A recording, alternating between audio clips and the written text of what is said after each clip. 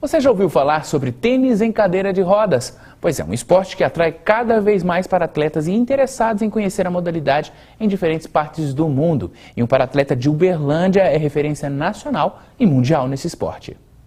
A receita de sucesso para jogar tênis em cadeira de rodas é misturar alguns ingredientes importantes como disposição, força de vontade e coordenação motora, além de criatividade em cada jogada para marcar pontos. O que muda nesse tipo de jogo para o tradicional é que a bola pode encostar 2 vezes no chão. A regra do tênis tradicional com o tênis de cadeira de rodas é a mesma, somente os 2 kicks da bolinha. Tocar a cadeira, acertar a bolinha, iniciar de uma forma correta, eu acho que tem tudo para dar certo. Esporte que pode ser praticado por pessoas de diferentes idades, que apresentam algum tipo de deficiência relacionada à locomoção. No tênis de cadeira de rodas tem 2 categorias, a categoria que é a Down, que a gente chama, que é a pessoa tem deficiência de locomoção. Pode ser a mínima possível, ele tendo a deficiência de locomoção, ele joga na categoria Down. Tem a Quad. A Quad ele tem a deficiência no membro superior e nos membros inferiores. E é separado assim, mas todos os deficientes que têm problema com locomoção, ele pode estar praticando tênis de cadeira de rodas. O tênis em cadeira de rodas tem origem norte-americana. Começou a ser praticado em 1976, modalidade que ainda não é muito conhecida por grande parte dos brasileiros. É bem desconhecida, até quando nós comentamos, muita gente fala, nossa, mas tênis em cadeira de rodas, e na verdade existe e está aí.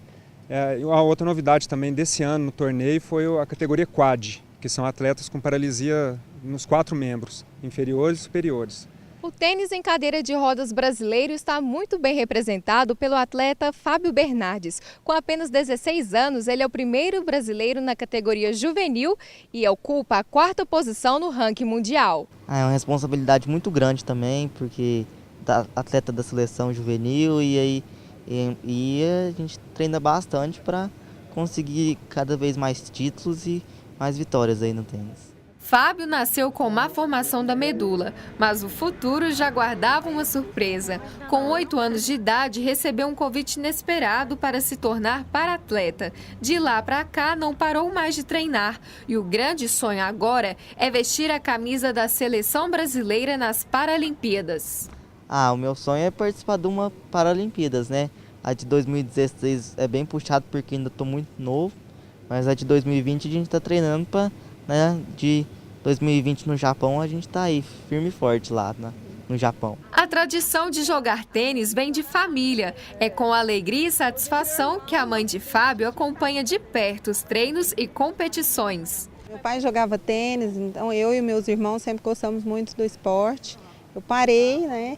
E um dia aqui no praia, eu sempre, quando estou passando em algum clube perto das quadras, sempre dou uma olhadinha porque é o meu esporte favorito, né? Então eu dei uma olhada, vi o João Batista jogando aqui, que é um cadeirante, e a partir de aí começou essa história de sucesso. Quem se espelha no exemplo do para-atleta Fábio é o Pedro Paulo, que também começou a treinar tênis em cadeira de rodas ainda na infância, com 7 anos. O goiano ocupa a 2ª posição no ranking brasileiro e 13ª colocação mundial e já sonha com o futuro. Se possível jogar esse ano, se possível jogar um Master e talvez um dia poder jogar uma Paralimpíadas. E até o dia 25 de maio, quem tiver interesse pode visitar o Museu Universitário de Arte, o MUNA da UFO. Foram abertas 3 obras para visitação. As exposições são de artistas contemporâneos, atuantes em Goiânia e Ribeirão Preto.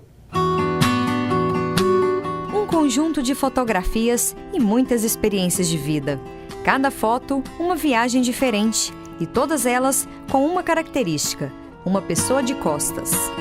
Essa pessoa desconhecida nas fotos de costas, não sou eu, não é você, somos todos nós, é a humanidade no planeta. A exposição, de nome Abismos Contemplativos da Memória, faz parte do arquivo pessoal de Heloísa e representa momentos importantes da vida dela.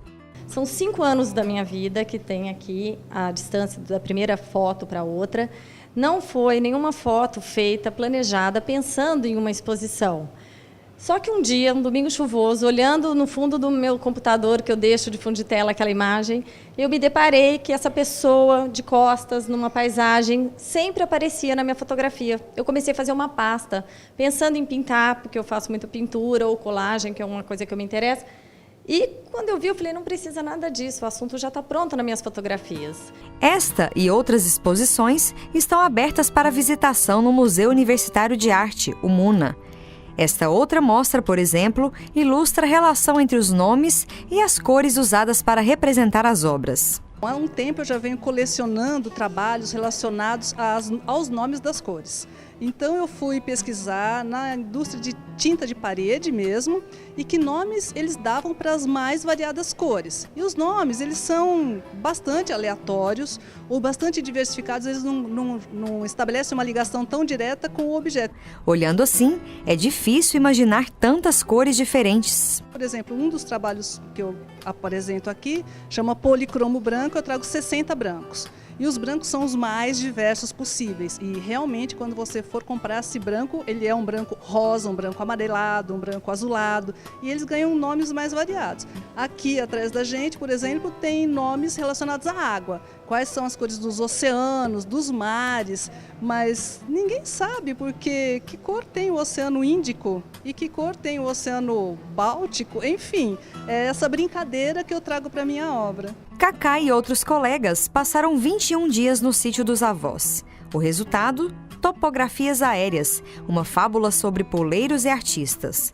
O principal intuito da obra coletiva é mostrar um outro lado da natureza. Essa produção ela reúne um conjunto de trabalhos de 10 artistas que foram residentes de uma fazenda que se chama Fortaleza, que fica aqui no interior de Goiás. E a gente fez um processo de uma ocupação criativa, sensorial, ao longo de 2013, nessa fazenda. E então a gente habitou, né, essa fazenda ao todo foram 21 dias, com participações de duração diferente de cada um dos artistas, né? E aí cada um, dentro desse pretexto que é topografia aérea, uma fábula sobre poleiros e artistas, então se colocava numa perspectiva investigativa, experimental, né, lançando mão um pouco do seu repertório, da sua linguagem e do diálogo que ele estabelecia com um conjunto maior, no sentido de então configurar o que seriam essas topografias aéreas, enquanto um princípio ecológico um pouco mais expandido, ligado a uma ideia de ecologia profunda. Um trabalho muito interessante e que vale a pena conferir, está feito o convite. Com essa informação, o TV Notícias de hoje fica por aqui. A gente volta amanhã às 18h30. Eu espero por você uma ótima noite. Até lá.